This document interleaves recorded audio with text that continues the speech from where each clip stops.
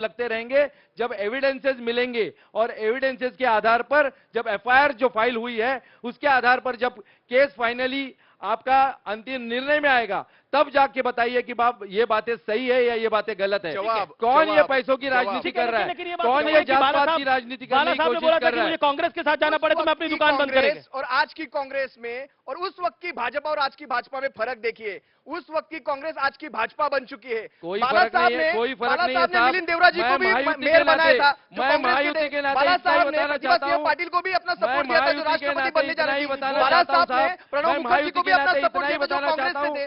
महायुति के नाते जो 25 साल से हमारा गठबंधन चालू था, वो गठबंधन ब्रेक करने वाले ये उद्धव बाला साहब ठाकरे थे, और उसको बाद में फिर से एक सोच के नाते, किसी के नहीं है, बाद में सोच के नाते किसी के नहीं है, भारतीय जनता पार्टी ने नहीं हुए, शिवसेना ने ये महायुति बनाई, जो अडवाणी और ये महायुति में आपके क्या होंगे। इस महायुति में आपने बड़े बड़े नाम लिया, आपने अडवाणी जी का नाम लिया, गोपीनाथ मुंडे जी का नाम लिया, प्रमोद महाजन जी का नाम लिया।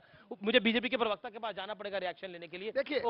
देखिए ये जो भी कहें, ये जो हमारी जो अलायंस थी वो बहुत दिनों से चल रही थी, बाला साहब ठाकरे अटल बिहारी वाजपेयी के टाइम से चल रही थी। पहली बार सत्ता लोलुपता के कारण चुनाव जीतने के बाद 2019 में उद्धव जी उधर गए, और उससे जो लोग जो कार्यकर्ता खफा थे उन्होंने पार्टी के साथ निकल करके आज वही सरकार चल रही है जो पहले चल रही थी। भाजपा और शिवसेना की महायुति है। आपने जो सवाल किया था बहुत इंपॉर्टेंट है, यह केवल एलिगेशन नहीं है वोट जिहाद का। 125 करोड़ रुपए का ईडी ट्रेल मनी निकाला है, और सिराज अहमद हारून मेमन जो एक कोल्ड ड्रिंक की दुकान चलाता है मालेगांव में, उसके अकाउंट में 250 करोड़ रुपए आए हैं। कहां से आ रहे हैं और कौन उसका समर्थन कर रहा है? ये एक बड़ा आरोप है, आज और ईडी इसको लेकर समर्थन में है, सोचना चाहिए इनको। शिवसेना ने भी सवाल उठाए हैं और बीजेपी ने भी सवाल उठाए हैं। देखिए ये एक बड़ा केस रजिस्टर हुआ है। मैं आपका रुख करता हूं, शरद पवार की पार्टी से आप हैं सर, क्या आपको लगता नहीं है कि ये विषय बहुत बड़ा है? जो आरोप लग रहा है कि एक मुश्त वोट करने के लिए 125 करोड़ रुपए के करीब करीब आए हैं, और कोल्ड ड्रिंक चलाने वाले जो दो दुकानदार हैं उनके पास 125 करोड़ कहां से आएंगे, आप बताइए। अमीश जी, कुछ तो खेल है। अमीश जी देखिए जी सर, इसकी जिम्मेदारी किसने लेनी चाहिए? देश के प्रधानमंत्री जी ने लेनी चाहिए। क्यों? क्योंकि उन्होंने विमुद्रीकरण किया था, नोटबंदी की थी। बहुत सारे सुनिए अभी बीच में मत बोलिए भाई, अरे बीच में मत बोलिए भाई, बीच में मत बोलिए, हाँ तानाशाही मत कीजिए।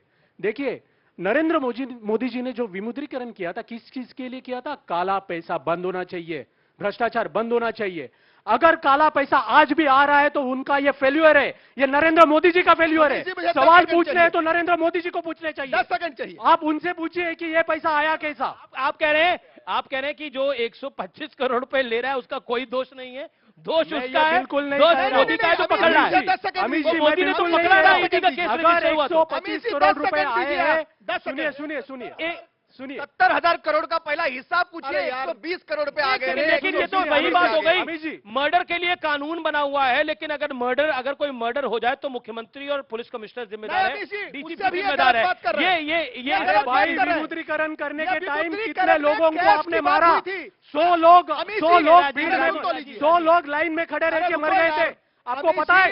लोगों के अकाउंट में से आपने लोगों के घर से पैसे निकालकर बैंक में डाले थे, बैंक के अकाउंट से पैसे लेकर उद्योगपति भाग गए। 17 लाख करोड़ का कर्जा आपने माफ किया है उद्योगपतियों का, उसके बारे में बात कीजिए। ये गरीबों का पैसा है, आपने उनसे जेब में से छिना हुआ पैसा है, उसके बारे में बात कीजिए। नोटबंदी के बारे में बात कीजिए। महेश चौहान जी आए तो एनसीपी शरद राव पवार गुट के महेश चौहान जी शांत, आपने अपनी बात को रखा। 20 सेकंड में खत्म। देखिए ब्रिजमोहन जी, ये जो विषय है, इन्होंने कहा कि नोटबंदी हुआ इसके बाद भी, अरे अकाउंट में पैसा आ रहा है, इधर से पैसा, बाहर से अकाउंट में पैसा आ रहा है, इसीलिए पकड़ा गया। मोदी जी ने किया इसलिए पकड़ा गया, नहीं तो पकड़ा ही नहीं हो रहा है। ठीक है महेश चौहान, मैं मुद्दे पर, आपने इनको सवाल पूछा कि अकाउंट में पैसा आ रहा है, ये मुद्दा घुमा के उनको बोलो। मैं बिल्कुल मुद्दा घुमा, पैसा आया कहाँ से? मुद्दा यह है कि पैसा आया कहाँ से, उसका जवाब दे। या आपने बताना है। अच्छा सीज फायर, एक सेकेंड। देखिए 125 करोड़ रुपए अब आ गए हैं। अब वो उस 125 करोड़ की दुकान से कोल्ड ड्रिंक कौन पी रहा है पहले तो वो बताए। लेकिन मैं फिर आता हूं ब्रिजमोहन जी पे। ब्रिजमोहन जी, इस चुनाव के अंदर, हर चुनाव में हम देखते हैं तनाव बहुत होता है, इस चुनाव में भी तनाव बहुत है, लेकिन आप बहुत सेफ गेम खेल रहे हैं। ऐसा लग रहा है कि आप इधर भी हैं और उधर भी हैं। आप या तो ये बीजेपी और आपकी एक बड़ी सोची समझी रणनीति है कि इसके अंदर आपका वोट बैंक भी ना छिटके और बीजेपी को भी नुकसान ना हो, यानी शिवसेना और बीजेपी को भी नुकसान ना हो। आप अपना साथ दिए, हम अपना साथ देंगे। अमित जी, जितने बुद्धिजीवी पत्रकार होते हैं जी वो जी उस होने वाली किसी भी घटना में वो सारी चीजें भी निकालते हैं जिनके बारे में हम लोगों ने भी नहीं सोचा होता। देखिए, बहुत ही स्पष्ट बात है, राष्ट्रवादी कांग्रेस पार्टी हमेशा से धर्मनिरपेक्षता के मुद्दे को लेकर बनी थी और धर्मनिरपेक्षता के मुद्दे पर काम भी कर रही है। और जब हम लोगों का गठबंधन बीजेपी के साथ हुआ, उस समय भी हम अपनी इसी विचारधारा के साथ उनके साथ जुड़े थे। ये गठबंधन की सबसे बड़ी ताकत है कि वहां कोई भी गठबंधन का साथी अपनी विचारधारा के साथ काम कर सकता है। ये हमारे एनडीए की गठबंधन की खूबी है। हम लोगों ने जो बात की है, आदरणीय अजीत दादा पवार ने जो बात की है, वो उसी बात को ध्यान में रख के की गई है जिस आधार पर राष्ट्रवादी कांग्रेस पार्टी काम कर रही है सालों से। हम लोगों ने उसमें स्पष्ट कहा कि महाराष्ट्र का जो मतदाता है वो पूरी तौर से विकास के लिए वोट डालता है, उसके सोच में विकास है। और अगर इस ढंग की कोई बात सामने आएगी तो हो सकता है यहाँ पर हम जो वांछित परिणाम चाहते हैं वो हम लोगों को ना मिल पाए। तो हम लोगों ने अपने गठबंधन के साथियों भी हो सकता है कि अगर आगाह नंबर किया है। अगर नंबर नहीं आया तो आप इस तरफ भी आ सकते हैं। मेरा तो कहना इस मामले में बहुत साफ है अमित जी, हमारी महायुति की सरकार बन रही है, हमको इधर उधर जाने सीएम कौन बन रहा है? इधर उधर जाने की कोई सीएम जरूरत कौन बन नहीं। रहा है? इस मामले में हम लोग सब बैठ के तय कर लेंगे। आज हमारे मुख्यमंत्री आदरणीय एकनाथ शिंदे साहब हैं, हम लोग बैठ के तय कर लेंगे उसमें क्या है।